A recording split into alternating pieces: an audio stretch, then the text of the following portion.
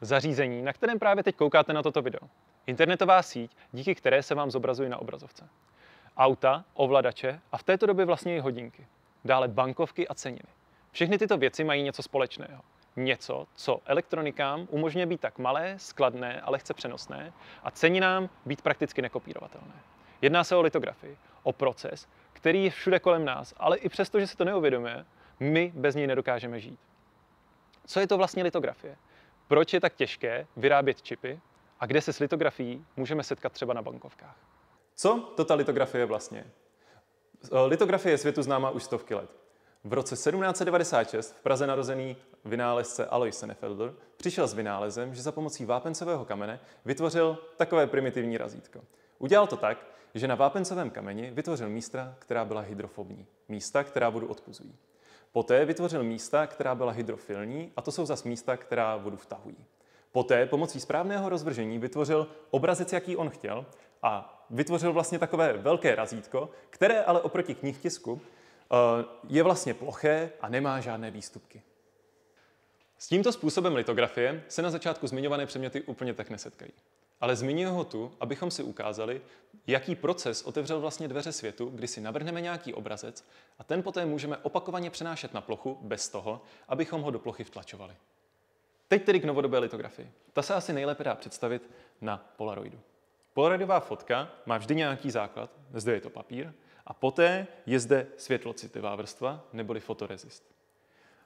Ve foťáku, když zmačkneme spoušť, tak se vlastně záklopka otevře a zavře a to umožní světlu, fotonům, aby zreagovali s naší světlocitlivou vrstvou. Kdybychom se nyní na fotku podívali, tak úplně tak nic nevidíme, vidíme jenom furt černou vrstvu. Ale kdybychom tuto fotku vzali a přenesli ji do červeně nasvícených místností, červené místnosti to jsou kvůli tomu, že s naší vrstvou úplně tak nereagují, a tuto fotku bychom v těch červených místnostích vložili do lázně s vývojkou, tak by nám to fotku vyvolalo a konečně bychom viděli náš snímek. Toto celé je v Polaroidu zabudované, takže my jako uživatelé toto řešit nemusíme. Kde se zatím to skrývá právě ta analogie s litografií? To si uvedeme na příkladu, jak se vytváří na čipech malé vodivé spoje.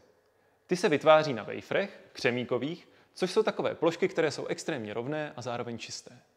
A na tyto plošky se poté nanese vrstva hliníku pomocí depozice a tento hliník zde funguje, že právě z něj chceme mít ty vodivé spoje. Nyní je už jenom naším cílem pořídit vlastně fotografii těchto vodivých spojů, jaké chceme mít na ploše. Naše fotografie není ještě úplně tak hotová. Musíme na ní nanést fotorezist. V polovodičovém průmyslu se používá například kapalné plexisklo. Kapalné plexisklo nanášíme na wafer injekcí, a to na střed, abychom poté pomocí otáček vrstvu hezky rovnoměrně na wafer nanesli.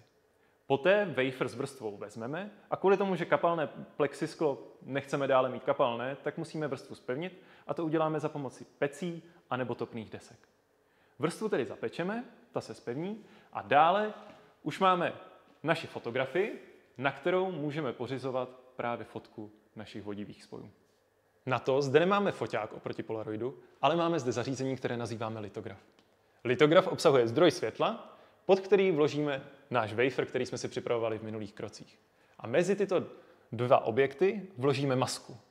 Maska funguje jako binární nosič informací, který nějakými místy světlo propouští a některými místy zasne. Tím, že ho vložíme mezi zdroj a wafer, umožníme fotonům procházet jenom těmi místy, které chceme. Zde jsme použili masku se schématem vodivých spojů. A nyní zapneme náš litograf na specifickou dobu. Nyní, stejně jako u fotografie, už stačí jenom fotku vyvolat. A to uděláme tak, že vezmeme rozpouštědlo, které právě selektivně bude rozpouštět nejvíce osvícený rezist.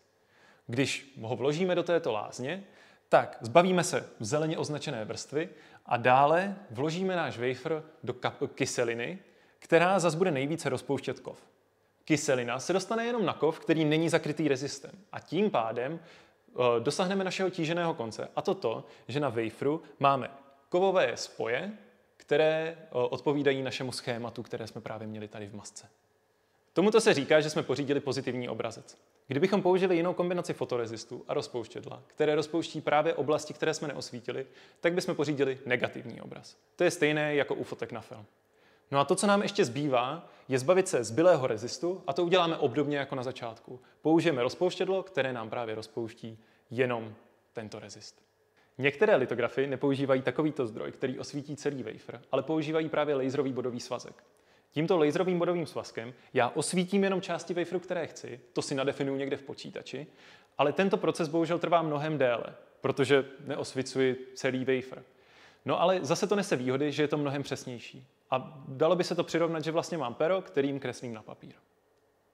To, čím jsme si nyní prošli, byla fotolitografie. Foto, protože používáme právě fotony na přenos informace. Fotony ale mají tu nevýhodu, že podléhají Rayleighova kritérium. Rayleighova kritérium říká, že nemůžeme jít do takových detailů, jakých bychom chtěli. A proto můžeme buď to používat menší vlnové délky, anebo můžeme používat elektrony. Elektrony mají tu výhodu, že nepodléhají takovým limitům, jako právě fotony. Samozřejmě při takovéto změně musíme celý proces tomuto přizpůsobit. Místo fotorezistu budeme používat rezist, který reaguje na elektrony. A dále ještě to nese jednu nevýhodu, že vlastně špička našeho pera je řádově menší, než když jsme používali fotony. Tím pádem tento proces bude sice detailnější, ale bude trvat mnohem déle. Možná si říkáte, že proces litografie není zase tak složitý. Tak proč více firem nevyrábí čipy? Odpověď je velice komplikovaná, ale uvedu vám aspoň jeden příklad, s kterým se každý výrobce čipů potýká a právě se týká litografie. Máme smítko prachu, vezměme takové menší, o velikosti 10 mikrometrů. Pro představu, lidský vlas má v průměru něco okolo 50 mikrometrů, no a teď si vezměme, jak velké jsou ty vodivé spoje. Ty jsou v řádech nanometrů. To je skoro jako kdybyste poměřovali kilometr s metrem, milion korun s tisíci, anebo kilogram s gramem. Prostě máte jedno smítko a to vám překazí obrovské množství spojů. A tím pádem váš čip už nebude funkční. A právě teď je takových částic okolo nás několik milionů. Proto se pro výrobu čipů musí dodržovat extrémní čistota a to je finančně náročné. Problémů je bez pochyb tolik, že o tom by se dalo vytvořit samotné video. Teď tedy ještě rychle k otázce, kde se s litografií potkáme na bankovkách. Na bankovkách nebo jiných ceninách se můžeme setkat s takovým metalickým proužkem, které má duhové zbarvení. K tomu dochází právě kvůli fyzikálním jevům, které jsou spojeny s tím, že kovový proužek má mikrostruktury na sobě a tyto mikrostruktury mají velikost, která je velmi podobná právě vlnové délce světla. A právě na výrobu těchto struktur je potřeba litografie. Pomocí litografie je tedy vytvořena šablona. Tato šablona má vysoký detail. A z této šablony vychází další kopie, aby jsme si nechali náš originál. Z těchto kopií jsou vytvořeny tedy razítka, která jsou vmačkávána pomocí rotačních technologií právě do tenkých fólií. Tyto tenké fólie budou vytvářet námi ochranný prvek. A můžeme je tedy aplikovat na naši bankovku, aby ji chránili. Kdyby někdo chtěl tento ochranný prvek kopírovat, tak je to velmi složité, protože se tam nacházejí nějaké nedokonalosti, které by také musel skopírovat. Tyto ochranné prvky můžete najít také na vašich osobních dokladech. A protože jsou tak detailní, tak je velmi těžké je skopírovat. Děkuji vám moc krát za pozornost. Snad jsem vám aspoň trošku přiblížil, co je to ta litografie a kde na ní můžete narazit. Pokud se vám video líbilo, tak dejte like, můžete dát i odběr a případně se nějak vyjádřit v komentářích.